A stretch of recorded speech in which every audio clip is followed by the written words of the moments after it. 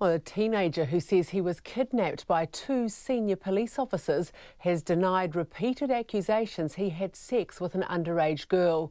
The teenager says Inspector Huri Moana Dennis threatened to arrest him on charges of statutory rape if he didn't agree to forget about his girlfriend and move to Australia to begin a new life. Mr Dennis and his colleague, Sergeant Vaughan Perry, are on trial in the High Court in Auckland, where they have denied charges of kidnapping. Our reporter Sally Murphy's been in court.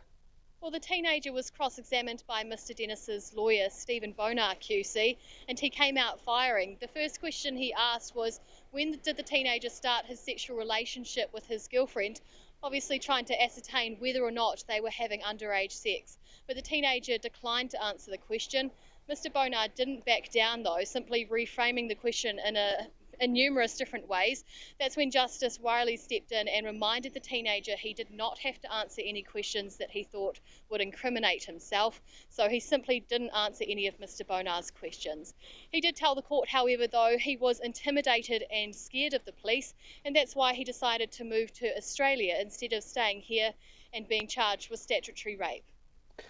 And Sally, I understand that we heard a little bit more about what happened in the cells that night.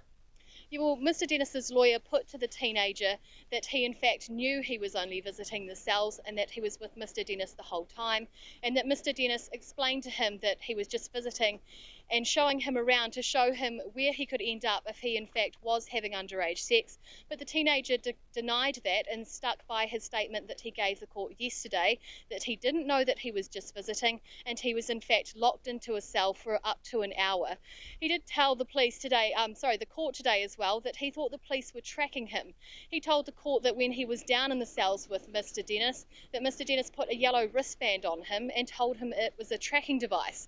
Now, Mr Bonar vigorously questioned him on this because it had never been brought up before and is not in any of the police statements. But the teenager said he simply had not been asked about it and it hadn't come up before.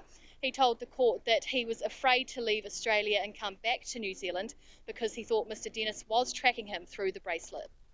That's Sally Murphy from the High Court in Auckland there.